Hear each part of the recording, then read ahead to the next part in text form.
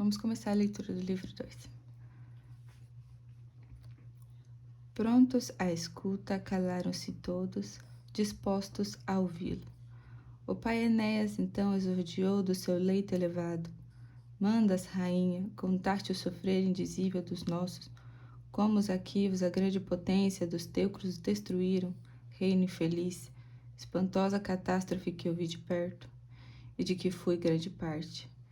Quem fora capaz de conter-se sem chorar muito, Mirmidone ou Dólope ou cabo de Ulisses? A úmida noite do céu já descamba, e as estrelas caindo devagarinho no poente, os mortais ao repouso convidam. Mas se realmente desejas ouvir esses tristes eventos, breve relato do lance postremo da guerra de Troia, bem que a lembrança de tantos horrores me deixe angustiado, principiarei.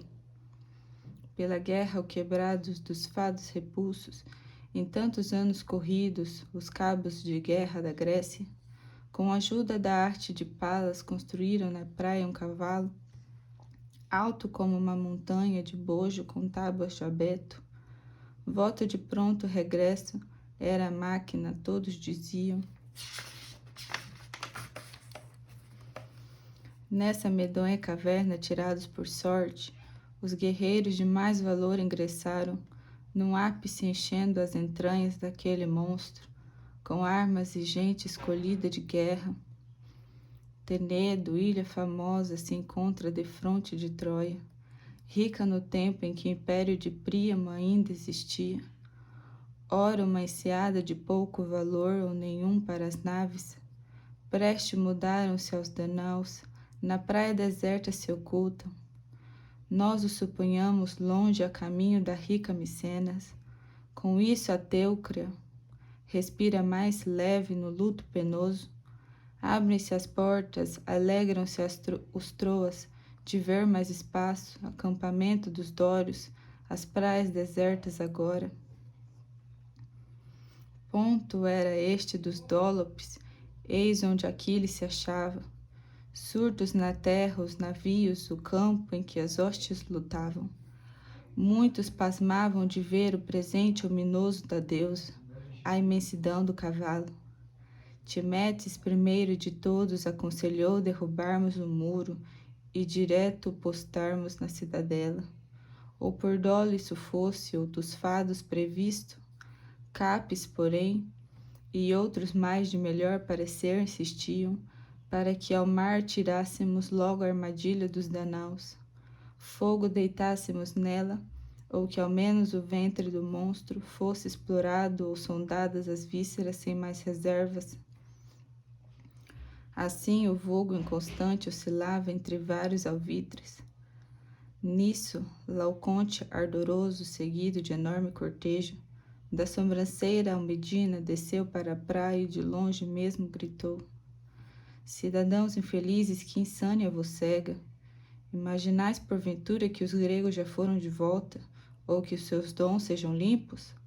A Ulisses então a tal ponto desconheceis? Ou esconde esta máquina muitos guerreiros, ou fabricada ela foi para dano de nossas muralhas?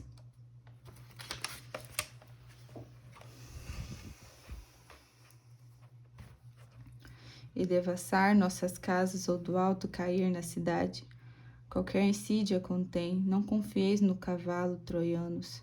Seja o que for, temos Danaus, até quando trazem presentes. Disse e arrojou com pujança viril um venábulo dos grandes. Contra os costados e o ventre abaulado do monstro da praia, no qual se encrava a tremer, sacudida com baque a caverna, solta o gemido abaladas no fundo as entranhas do monstro. Oh, se não fosse a vontade dos deuses e a nossa cegueira, com o ferro então deixaríamos frustra a malícia dos gregos, e em pé, ó Troia, estarias o passo luxuoso de Príamo.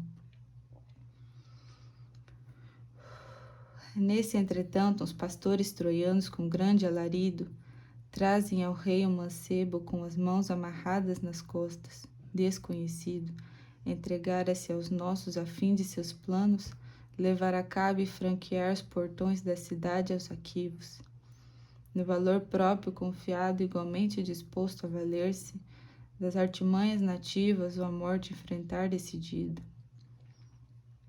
A mocidade troiana, curiosa de vê-lo, converge de toda parte. A porfia do Estos do preso atiravam. A conhecer, ora, aprende as insídias dos Danaus e julga por este os outros. Torvo, sem armas, parando algum tempo no meio dos nossos, da multidão que o cercava, contempla as colunas dos frígios. Ah, exclamou, em que terra, que mar poderia colher-me?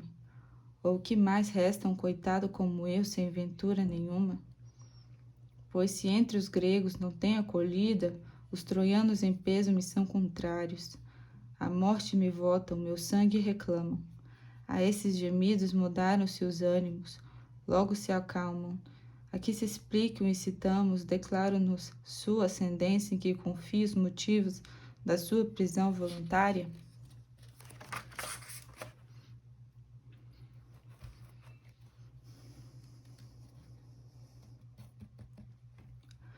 Deposto, enfim, o temor da seguinte maneira falou-nos.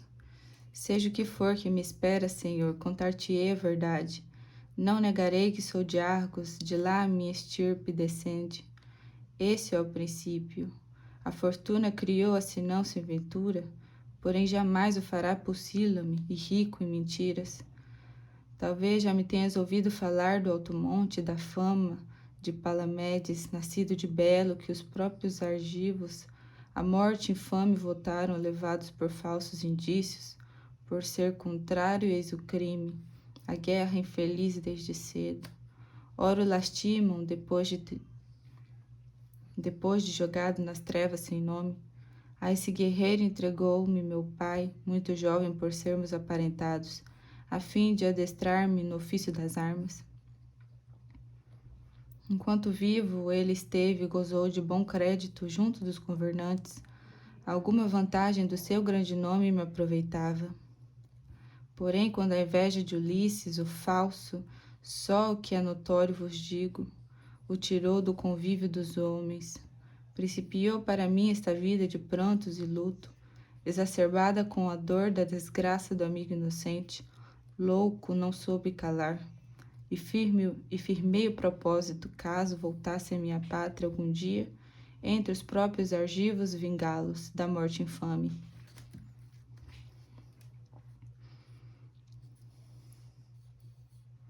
Com isso chamei sobre mim ódio imenso. Tal foi a origem da minha desgraça e de novas calúnias.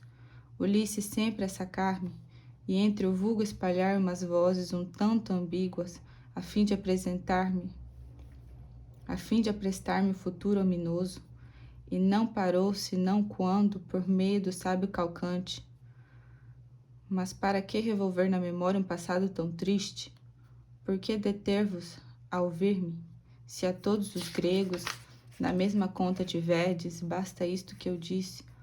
O castigo aplicai-me. É o que Itacense deseja. Bom preço obtereis dos átridas. Isso ainda nos desperta o desejo de tudo sabermos, sem suspeitar até onde ia a perfídia e a maldade de um grego. Medo fingido de nós, continuou no seu fácil relato. Mais uma vez os argivos, cansados de guerra tão longa, ao cerco intentam por fim velejar para a Grécia longínqua. Ah, oxalá que o fizessem! Borrascas frequentes as vias do mar lhe cortam, e os austros do medo a voltar os obrigam. Máxime, quando concluído o cavalo de fortes madeiros, mais espantosos trovões retumbaram pelo éter sombrio. Em tal aperto mandamos Eurípilo ao templo de Apolo, que sem demora as sinistras palavras nos trouxe em resposta. Com sangue, ó Danaus, de vítima nobres aplacastes os ventos para ir a Troia. Com sangue outra vez obtereis o retorno. Precisareis imolar um dos gregos das vossas fileiras. Quando essa voz se espalhou pelo povo, geral foi o espanto, consternação que no peito de todos o brio congela. Tremor nos ossos. Apolo a quem chama e o destino sorteia? Nisso Itacense, com grande tumulto, arrastou-se para o meio da multidão o adivinho calcante. Ele manda dizer-nos quem a deidade apontara. Diversos já tinham sabido de trama cruel e em silêncio previam meu fado inditoso. Por 5 sois e mais 5 indeciso, Calcante emudece, sem declarar nenhum nome ao silêncio da morte entregá-lo. Mas acossado por fim dos ingentes clamores de Ulisse, o combinado com ele contou e aos altares me vota. Todos de pronto aplaudiram, pois quem tinha medo de ver-se fadado à morte de acordo se mostra com a minha desdida. O dia infando chegou, já na fase final, os aprestos do sacrifício, o frumento salgado nos olhos à venda. Sim, não oculto, da morte esquivei-me, rompendo meus laços as ligaduras. Durante uma noite, entre os juncos do charco, pude esconder-me. E enquanto eles se foram, se é que partiram. Ora, esperanças não tenho de a pátria rever, os queridos filhos, o pai extremoso, nem nunca jamais abraçá-los, nos quais talvez os argivos se vinguem de minha fúgida, para cobrar dos coitados a pena do meu grande crime. Por isso, o rei, pelos números conscientes de toda a verdade, se intemerata confiança ainda existe entre os homens pequenos, simples resquícios, a piedade do meu sofrer indizível, deste infeliz apanhado sem culpa nas malhas da sorte, compadecidos da sua destina lhe demos a vida. O próprio Príamo logo ordenou que as algemas, as cordas lhe retirassem. Depois, em tom brando e amigável, lhe fala: quem quer que seja dos gregos, esquecete, longe já se acham. Nosso és agora. Sincero responde ao que te pergunta: por que construir a tamanho cavalo? E o inventor quem seria? Aqui o destino? Será religião ou artifício de guerra? Disse: se não, grande sábio em tramóias nas artes pelasgas. Para o alto céu levantando as mãos livres despidas dos ferros, eternos fogos, exclama as invioláveis deidades dedicados.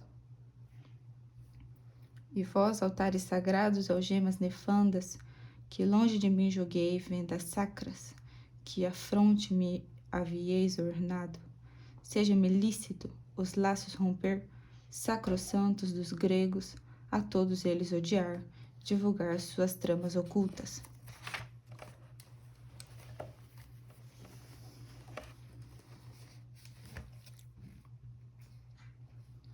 Obrigações já não tenho com a pátria, contanto que cumpras, rei, a promessa, e tu, Troia, servida por mim, me protejas neste perigo e me pagues o grande serviço de agora.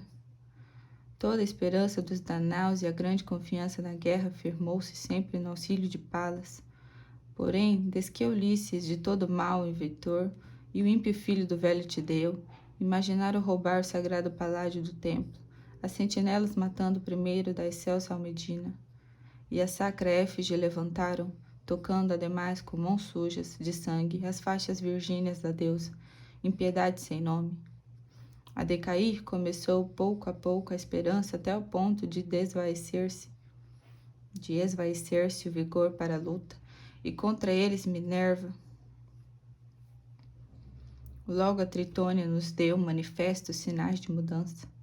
Mal colocaram a estátua no campo dos olhos abertos, chispas saíram, salgados humores, banhando-lhe as faces e por 3 vezes ao solo saltou, coisa incrível, nas 2 mãos segurando a tremer o bróquio e a asta longa de bronze. Pronto Calcante anunciou que se tente o implacável oceano. Pérgamo não tombara sob o impacto violento dos gregos, sem renovarem em Argos os votos e o nome de novo reconduzirmos nos belos navios de proas recurvas. E ora que os ventos a todos levaram a pátria Micenas, armas e sócios aprestam porque recruzando o mar alto surjam aqui de improviso, esse o voto do sábio Calcante e, mais, em vez do paládio lhes disse do nume ofendido, um simulacro levantem à guisa de pia oferenda.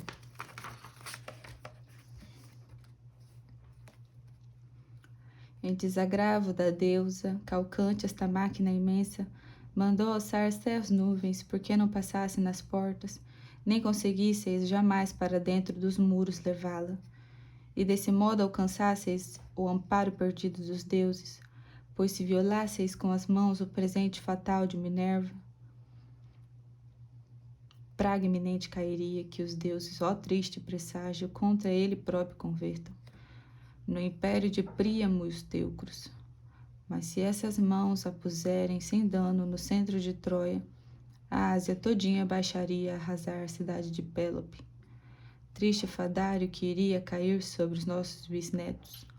Tais juramentos do falso senão as insídias e manhas, muito facilmente a confiança venceram com dolos e prantos, dos que não foram dobrados nem mesmo pelo alto Tídida 10 longos anos. Aquiles feroz e 1000 barcos de guerra. Mas um prodígio maior, mais tremendo que tudo, aparece, para toldar e abalar as impróvidas mentes dos teucros. O sacerdote sorteado Laoconte no altar de Netuno, solenemente molava o mais belo dos touros. Eis quando só de contar me horrorizo. A flor d'água de Tenedo nadam 2 serpentes de voltas imensas por baixo do espelho. Emparelhadas no rumo da costa depressa avançam. Peitos erguidos, a crista sanguínea por cima das ondas as ultrapassavam. O resto do corpo com roscas tamanhas parafustava no fundo a avançar pelas águas furiosas. Troa o mar bravo e espumoso, já se aproximam da praia. De fogo e sangue injetados os olhos medonhos, a língua silva e síbila na goela disforme a lamber-lhe os contornos.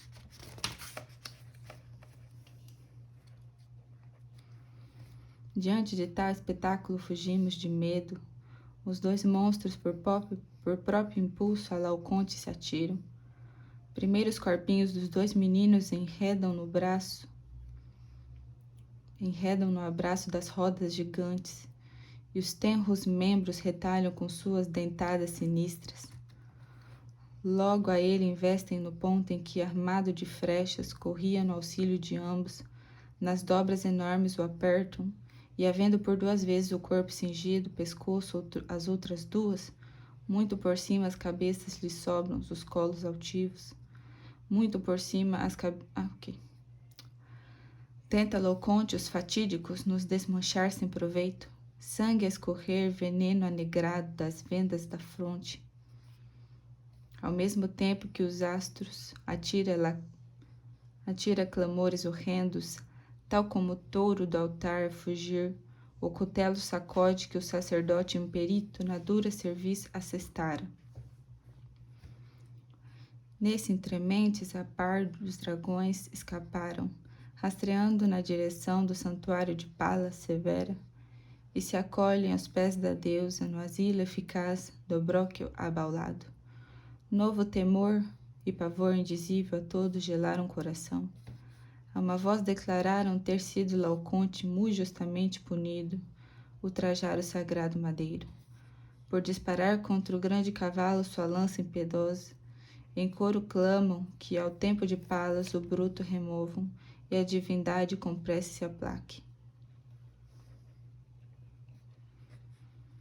Muros deitados por terra o recinto do burgo franqueamos. A faina todos concorrem, debaixo dos pés lhes põem rodas, cordas de cânhamo, forte ao redor do pescoço lhe passam. Assim transpôs a muralhas de Troia o fatal maquinismo, prende fortes guerreiros. Meninos à volta, donzelas, hinos cantavam, folgando de as mãos encostar no cabresto. Ameaçador avançava até o centro da bela cidade, ó pátria, ó Ílio, morada dos deuses famoso na guerra, forte baluarte dos Dárdanos. Por 4 vezes um monstro para a entrada. Por 4 vezes o monstro para na entrada, por 4 no ventre se ouviu tinir armas. Mas esquecidos de tudo, levamos cegueira incurável e colocamos o monstro no próprio sacrário de Troia. Abriu a boca nessa hora Cassandra e falou sobre os fatos, ainda por vir, mas Apolo impediu que lhe dessemos crédito. Enquanto nós, infelizes, chegamos ao último dia, pela cidade enfeitávamos arcos e templos com flores. Nesse entremeio virou o alto céu, cai a noite no oceano, o firmamento recobre de trevas a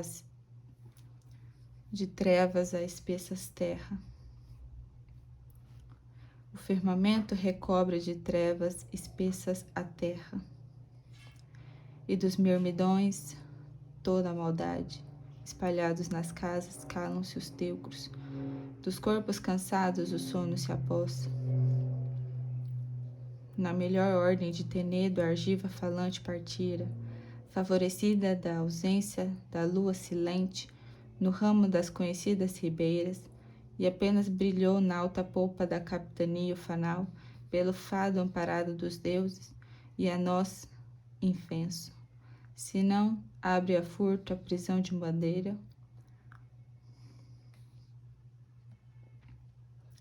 Se não abre a furto a prisão de madeira dos feros da naus, franqueada a saída o cavalo devolve para o ar dos homens, alegres escapam do cavalo esconderijo, Tessandro, Estênelo, cabos de guerra o temível Ulisses por uma corda. Acamante, Toante, valentes sosseguem, mas o pélida Neoptolemo, filho de Aquiles, Macaone e Menelau com o Epeu, fabricante ardiloso do engenho. Todos a uma a cidade invadiram, no sono e no vinho.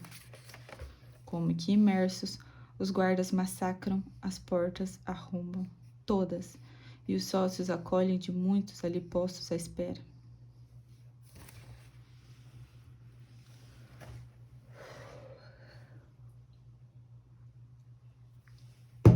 Dá uma respiradinha aqui.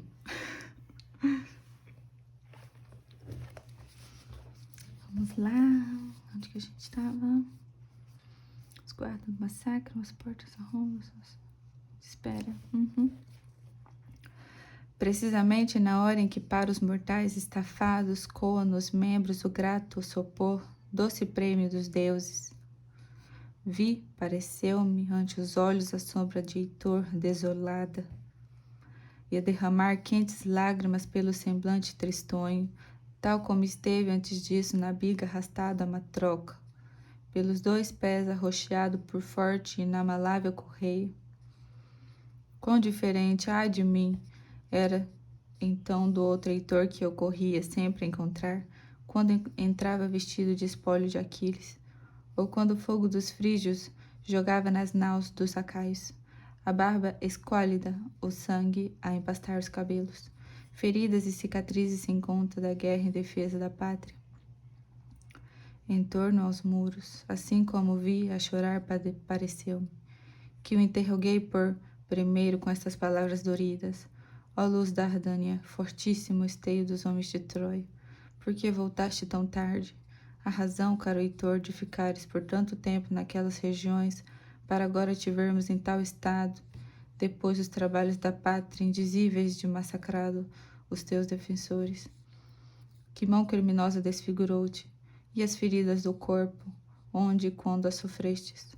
Nada falou em resposta a estas fúteis perguntas do amigo. Mas doí-me o peito, emitindo um gemido profundo, me disse: foge daqui, filho de uma deidade, do incêndio te livra. Dentro dos muros campeia o inimigo, hoje Troia extinguiu-se. Muito já demos a Príamo e a pátria. Se a Pérgamo a destra de algo valesse, estas mãos se empoeriam na sua defesa. Troia te entrega os seus deuses e os sacros objetos do culto. Leva contigo esses sócios, procura morada para eles. Grande cidade, depois de cortares o mar tormentoso.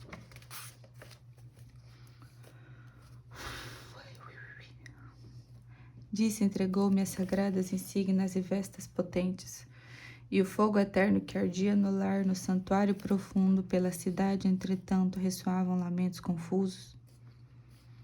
cada vez mais acentuados, embora a morada de Anquises, meu terno pai, fosse longe cercada por denso arvoredo. Cada vez mais o ruído das vozes das armas se ouviam. Sacudo o sono e o mirante galgando do belo palácio.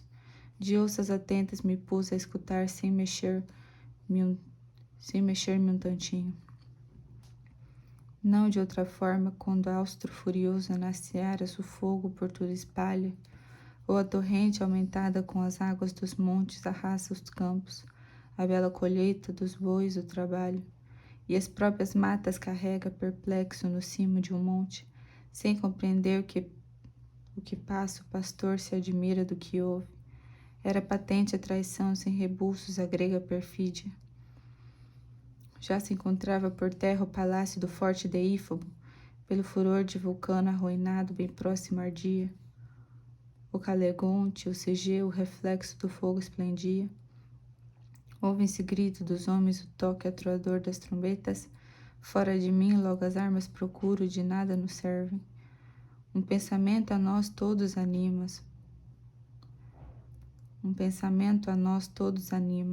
Voar para os pontos onde a batalha mais forte estrondava. Uma ideia somente nos exaltava. Era belo morrer em defesa da pátria. Panto nessa hora ao encontro-me sai sacerdote de Febo. Nascido de atriz possante, seguiam no rente os arquivos.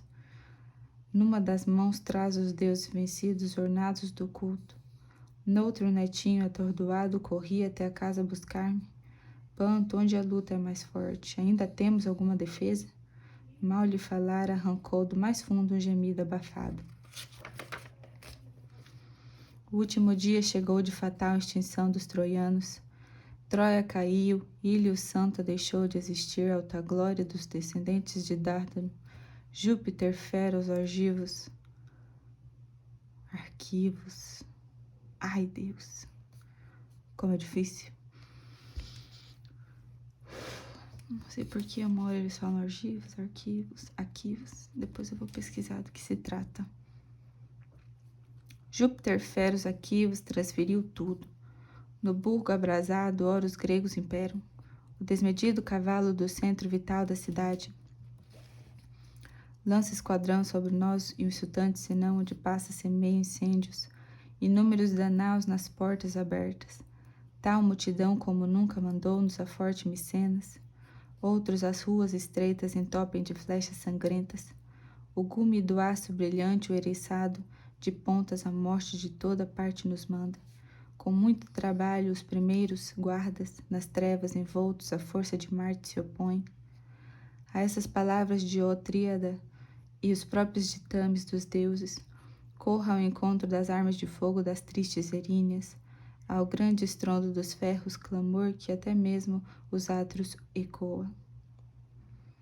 A mim se agrega Rifeu juntamente com Épito, o grande e venerável guerreiro do luar amparados, mais Ípanes, o alto dimante seguido do jovem Corebo Migdônida, que a Troia viera de pouco do amor desvairado trazido da profetisa Cassandra, auxiliar como genro a defesa da fortaleza de Príamo e seus contingentes da Frígia. Infeliz moço que ouvidos não teve de ouvir os prenúncios da sua amada. Vendo-os dispostos a entrar na peleja tomados de brio, disse-lhes, jovens de inútil esforço e ousadia, no caso de me acolher de seu apelo para uma entrepresa arriscada, quase loucura, bem vedes para onde a fortuna bandeou-se. Todos os deuses esteios da pátria, santuários e altares já a abandonaram. Correis em defesa de ruínas e escombros, em labaredas. Morramos então, avancemos sem medo. Para os vencidos só há salvação na esperança perdida.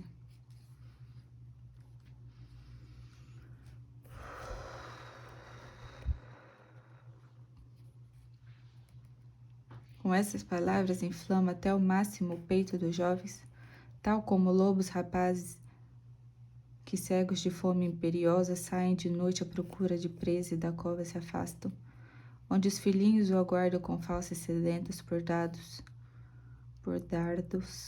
por hostes densas rompemos no rumo da morte, até ao centro da grande Troia. Atra noite por cima de nós circunvoa.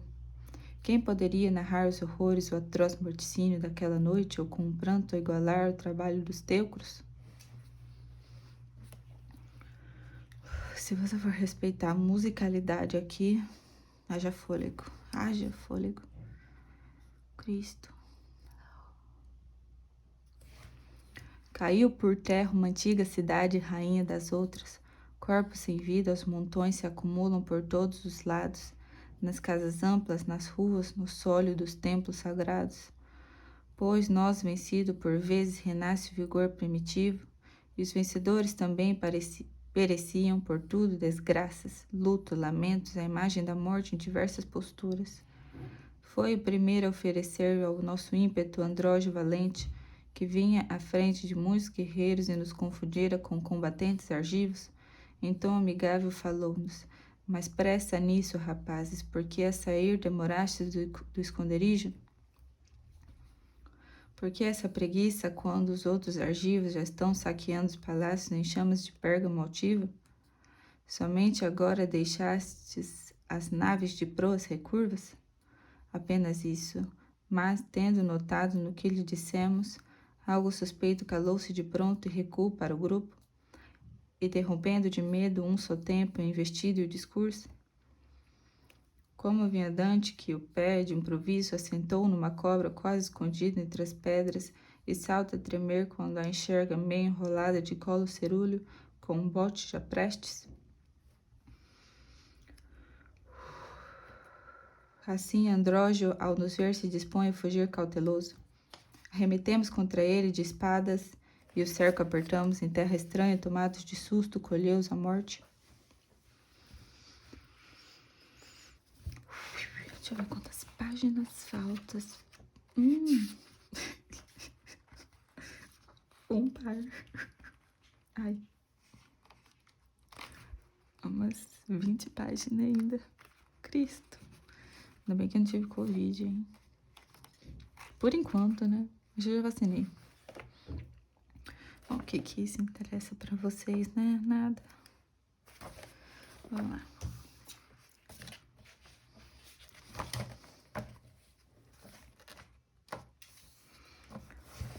Esqueci onde eu parei. Meu Deus. Acho que é desde o início. Vamos lá. Em terra estranha, tomados de susto, colheu-os a morte. Favoreceu-nos a Deus a fortuna no nosso improviso. Com tal sucesso exultando, o Corebo se anima e nos grita: caros amigos, adiante, sigamos o próprio caminho da salvação que os benévolos fados agora mostraram. Nossos escudos troquemos, vistamos as gregas insígnias, ou por astúcia ou valor, tudo vale no trato de inimigos. Ele quis dizer inimigos? Estranho. Eles as armas nos dão. Disse e logo enfiou na cabeça o capacete de belo penacho de Andrógeno, o riquíssimo escudo em braça, e de lado ajustou linda espada da Grécia. Rifeu, Dimante e outros mais logo o mesmo fizeram, o grupo da mocidade jovial. Todos se armaram de espólios recentes. Sem nomes pátrios, então, misturamo-nos com os próprios danaus, e quase às cegas de noite em sangrentos reencontros mandamos récuas e récuas de arquivos para o orco ainda mais tenebroso. Muitas naves se acolhem buscando refúgio na praia. Outros, tomados de baixos temores, de novo ao cavalo sobem, a fim de que abriguem-se no conhecido reduto. Ah, sem ajuda dos deuses de nada nos vale a fortuna. Eis que de súbito vemos a virgem Cassandra de Príamo, filha de Leta, arrastada do templo, cabelos esparsos. Os belos olhos para o alto estendia, procura de amparo. Olhos apenas, as mãos delicadas e os laços prendiam. Cheio de dor ante a vista do quadro, Corebo não pôde conter a fúria e, dispostos a morrer entre os danaus, jogou-se. Acompanhámo-lo num batalhão bem formado e investimos. Nisso, a cair sobre nós do telhado do templo começam dardos sem conta que no alvo acertavam, movidos de engano. Das armaduras dos gregos com cascos de belo penachos, cegos de dor e de raiva por terem perdido Cassandra.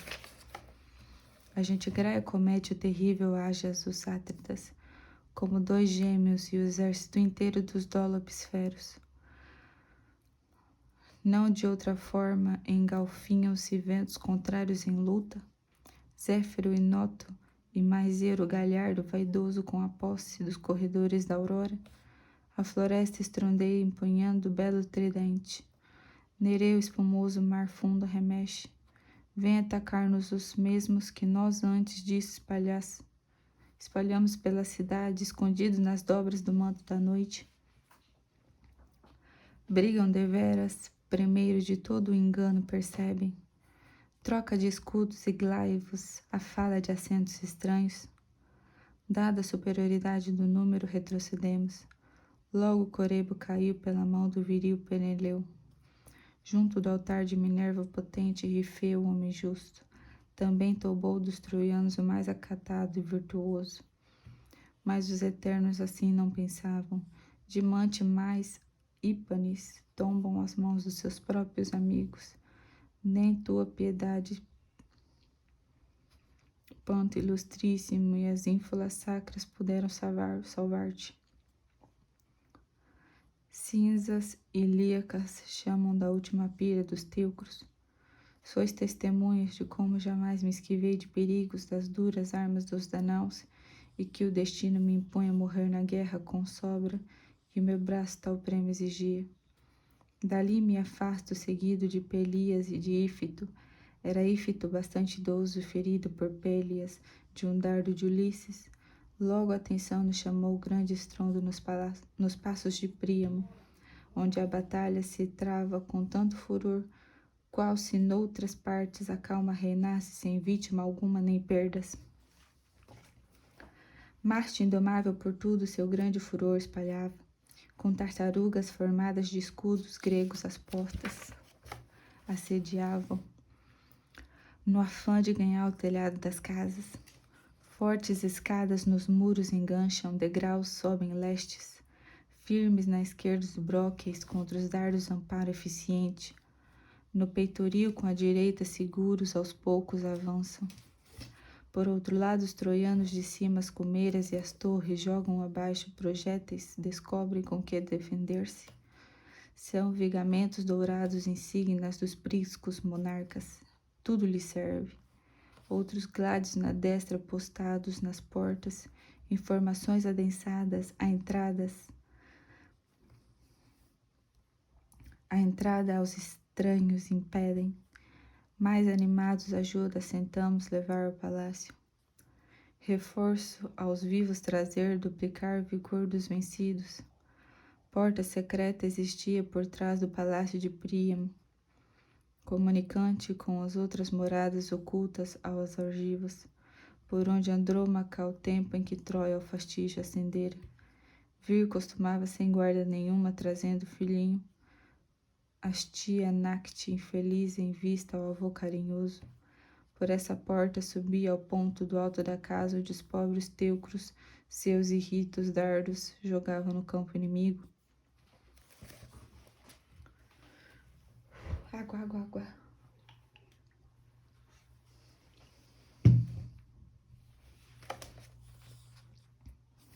Tava aqui, né?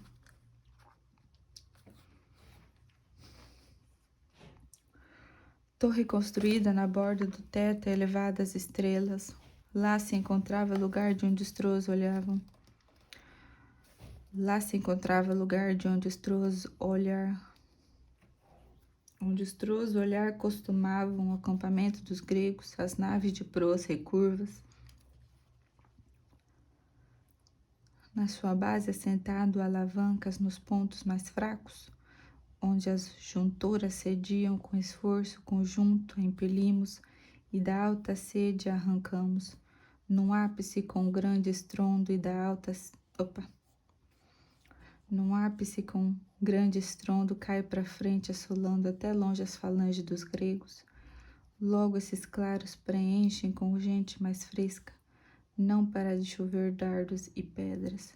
Desde o portal do vestíbulo, Pirro, exultante, campeava, resplandecente, com um brilho invulgar de sua bela armadura, Do mesmo modo que a luz aparece do dia uma cobra, de ervas daninhas nutridas no inverno debaixo da terra, e ora de pele mudada já livre do frio enervante, com aparência de jovem cola e a cabeça exaltasse, o dardo tríplice agita e sibila na boca ardorosa.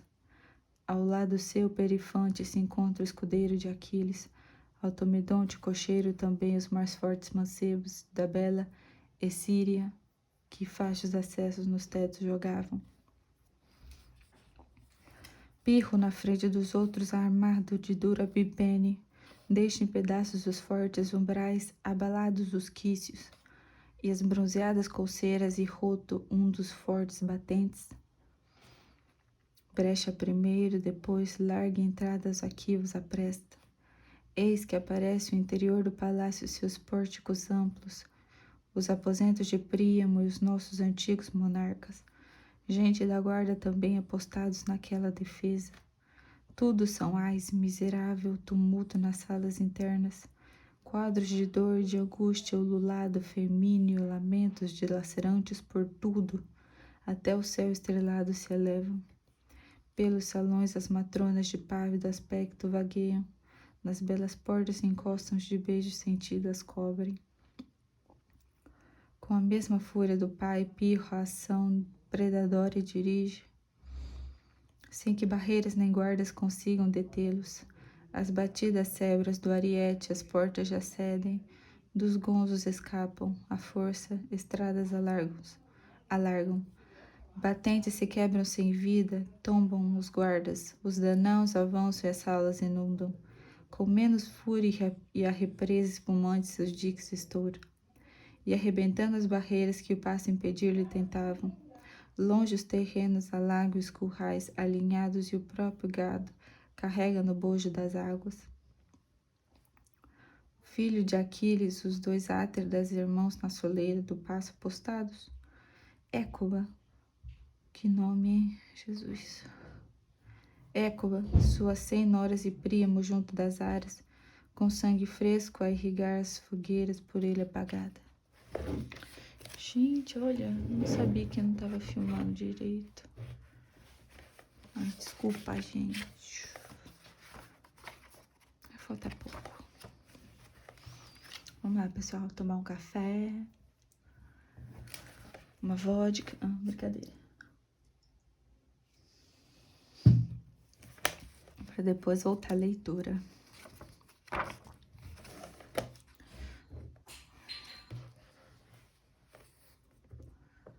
Aí, ok. 50 leitos de núpcias, promessas de bela colheita, pórticos de ouro luzente, despojo dos bárbaros, tudo lama e ruínas, o ferro dos danaus o incêndio alimenta. Provavelmente deseja saber o destino de Príamo. Vendo a cidade tomada, destruída, as portas soberbas, o próprio lar profanado e desfeito por gente inimiga, o venerável monarca nos trêmulos ombros enverga, sua armadura antiquada de espada sem gume se apossa, e decidido a morrer se dirige ao encontro do inimigo. Inimigo, isso tá me... Gente, alguém sabe como? Bom, nós estamos falando de Carlos Alberto Nunes, né? Mais fácil eu estar errado do que ele. Vamos lá. E decidido a morrer, se dirige ao encontro do inimigo. No centro mesmo do belo palácio, ao ar livre do pátio, um grande altar se encontrava ladeado de antigo loureiro, que as divindades do lar abrigava com a fronde vetusta. Écuba com suas noras em torno do altar se apertava inutilmente, no jeito de um bando de pombas em fuga, de ameaçadora tormenta abraçadas à efígie da deusa. Ao perceber o marido, vestido com as armas do moço, mísero esposo, exclamou, que delírio insensato te obriga a usar uma velha armadura? Para onde te arrasta sem força? A situação, ora pedes outras armas, defesa mais forte. Nem a presença do meu caro Heitor poderia salvar-nos, neste momento. Acomoda-te daqui, este altar nos ampara. Ou vem conosco morrer. Assim disse, e tomando o velhinho pela mão trêmula, fê-lo sentar no recinto sagrado. Neste momento, fugindo do gládio de Pirro, Polites, um dos rebentos de Príamo, corre por meio dos dardos dos inimigos. Os átrios desertos perpassa na fuga, a perder sangue. No encalço do moço Polites vai Pirro, louco de fúria, hasta no alto, e por último o alcança de cheio. E quando ao fim chega à vista de Príamo e Hécuba, tomba em frente mesmo dos pais, esvaído de sangue as golfadas. Príamo então, meio morto já estava, não pôde conter-se. Desabafou-se com palavras de cólera e dor represadas. Por este crime, exclamou, tais extremos de inútil crueldade, punam-te os deuses. Se houver mesmo deuses para esses abusos, a recompensa te é imerecida, o castigo devido.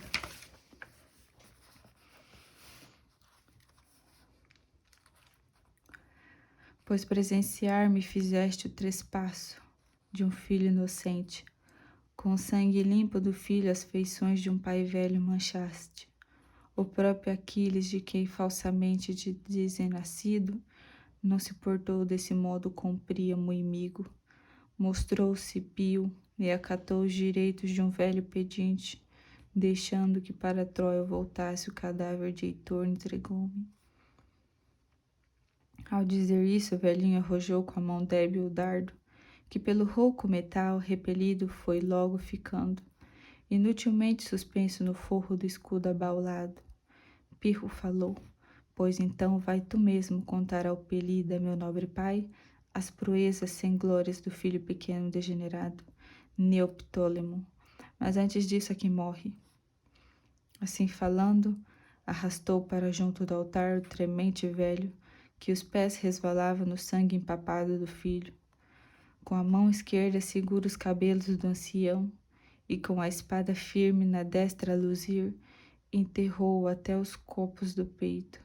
O fim foi este de Príamo. Foi trazido do berço, à vista mesmo do incêndio de Troia, da queda de Pérgamo, governador e conteste de tantas regiões florescentes dos povos da Ásia. Hoje um corpo sem nome jogado na praia, separado dos ombros a cãs venerandas de um velho. A vez primeira foi essa em que horror indizível do peito se me apodera. A imagem do pai queridíssimo Anquises me ocorre à mente, com os traços de um rei tão idoso quanto ele, que ali morrera ultrajado.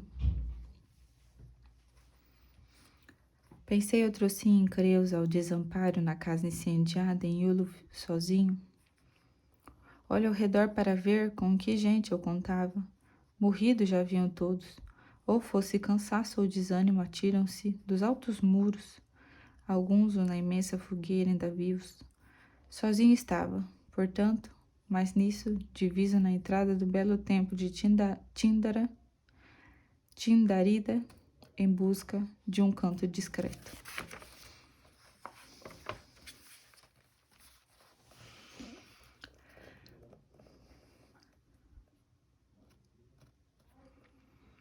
Para esconder-se por dentro os clarões da fogueira, com mostras de muito medo e calada, passeava-se com a vista por tudo. Calamidade comum para os gregos e para os troianos. O ódio dos teucros tremia em vingança do incêndio de Troia. Os seus patrícios também se arreceava do esposo trajado. Aborrecida de todos no altar a abrigar-se correra, minha alma em fúria se inflama, uma ideia somente me ocorre, vingar a pátria destruída, punir de uma vez tantos crimes. Como, exclamei, há de a pátria Micenas rever sem castigo? Na qualidade de esposa de um rei, num triunfo insolente, reconciliada para reentrar no palácio e abraçar pais e filhos, a seu esposo reunir-se a família e os filhinhos, seguida de turba imensa de escravos da Frígia e de teucros? Enquanto Príamo aqui trucidaram no fogo arrasada foi Troia, e tantas vezes banhadas de sangue estas praias ficaram, não será, se é desdouro punir uma vil criminosa. ação em glória não digna de aplauso sequer de contar-se. Apoio ao menos serei por haver dado à morte este monstro de iniquidade e a vergonha vingada dos manes queridos. Assim me achando tomado de fúria com planos terríveis, quando a brilhar, como nunca e inundar toda a noite divina de claridade celeste, tal como jamais enxergara, vi minha mãe com estes olhos, com seus atavios de deusa veraz. Pela destra me toma, contive-me logo e com seu hálito róseo me disse as palavras aladas. Filho, por que te exasperas e a cólera assim te domina, sem te lembrares de mim para nada dos entes queridos? Cuida primeiro em saber onde se acha teu pai venerando. O velho Anquises, se Creus ainda vive, ou teu filho pequeno.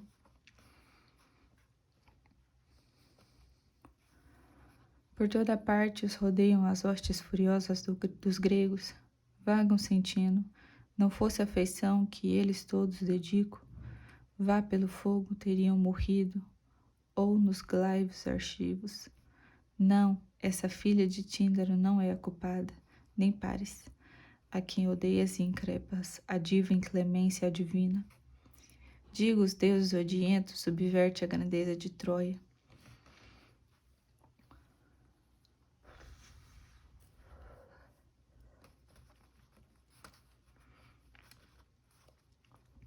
Presta atenção, vou tirar a cortina de que úmidas sombras teus mortais olhos empana.